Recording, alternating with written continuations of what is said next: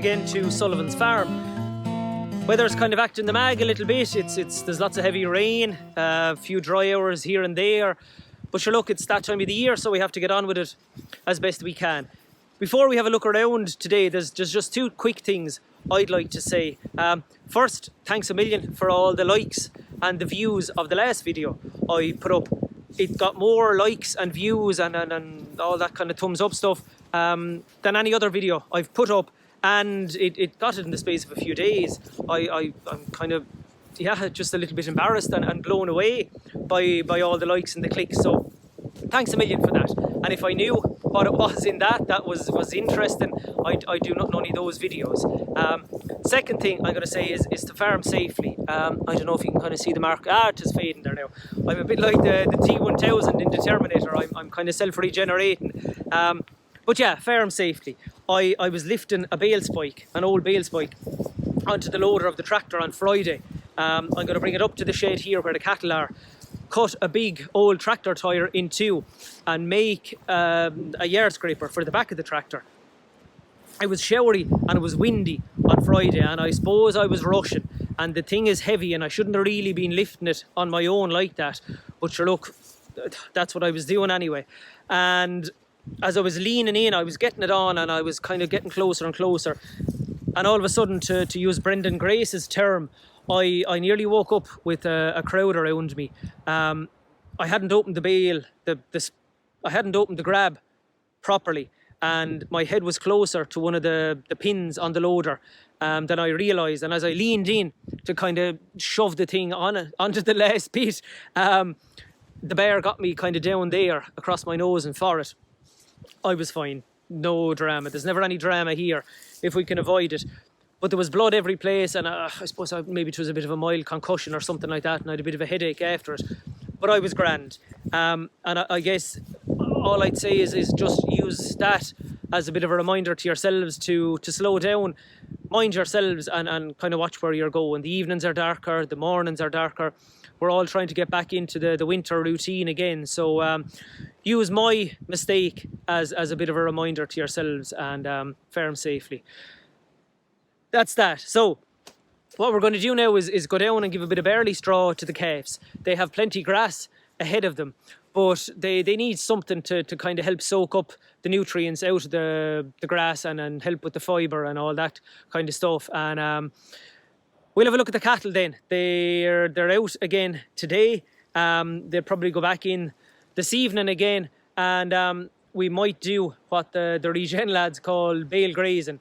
Or we might not. We'll figure it out as we go along. So sure, look at, we'll tear into it.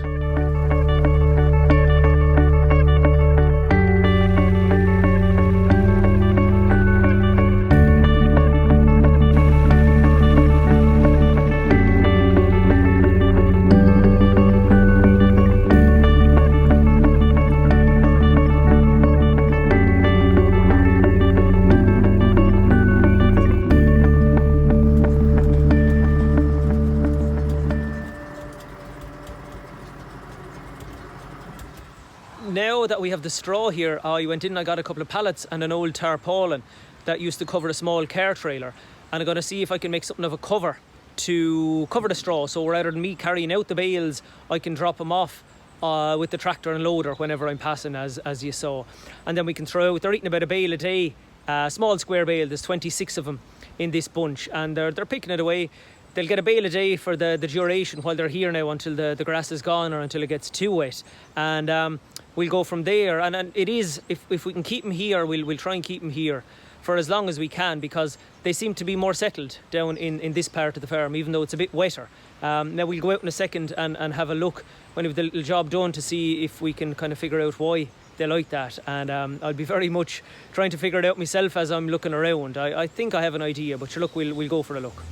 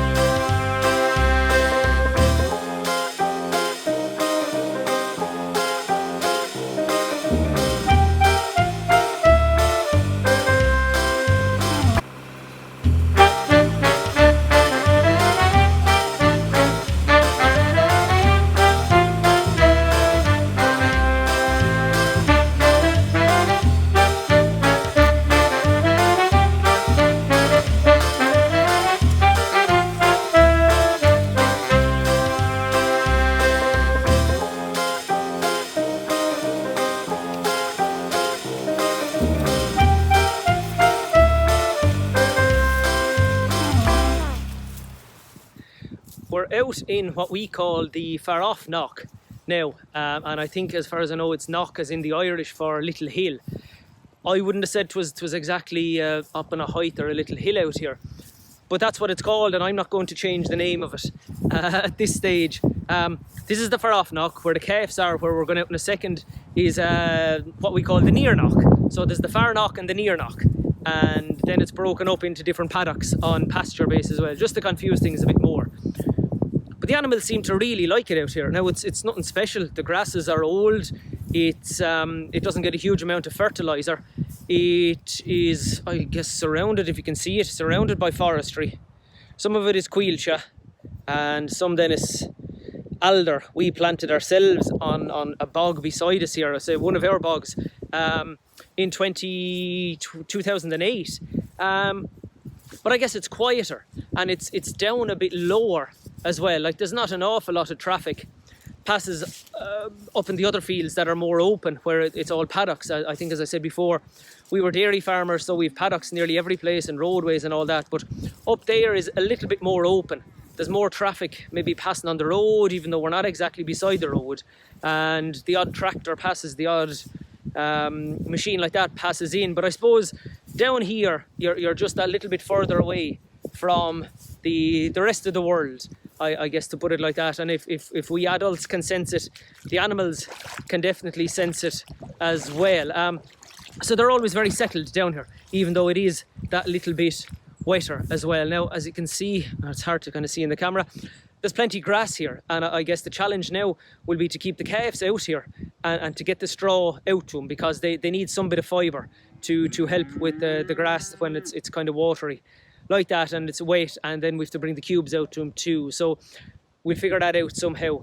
But yeah, look, they're happy enough down here. So we'll go on our way up now for a quick look at the cattle. The cattle are doing a bit of a Lanigan's ball again. They were in a couple of days, and now they're going to go out for a couple of hours today. They're fairly settled outside because there is so much grass around here, and the plan is to keep the calves going outside for another while before they go on the rape.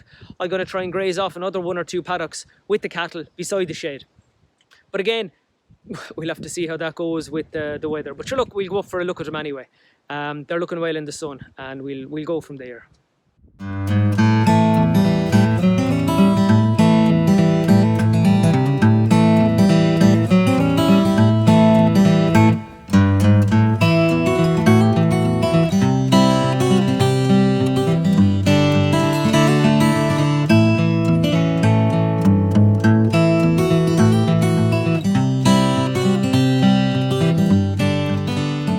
It was too breezy to record anything outside as they were lying down or as I was walking them in.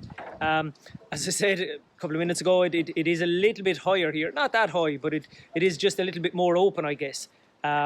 So we just walked them in again as normal, and this is the bale I was thinking about trying to, with what the regen lads call it, the bale-grazing outside earlier, because it's a bale from last year. And I thought, sure, look, if they didn't eat it, we could kind of spread it outside as dung, but gave it to them here instead. And they seem to be eating it away so far anyway. And yeah, so far so good. So look, that's about it. Thanks again for watching.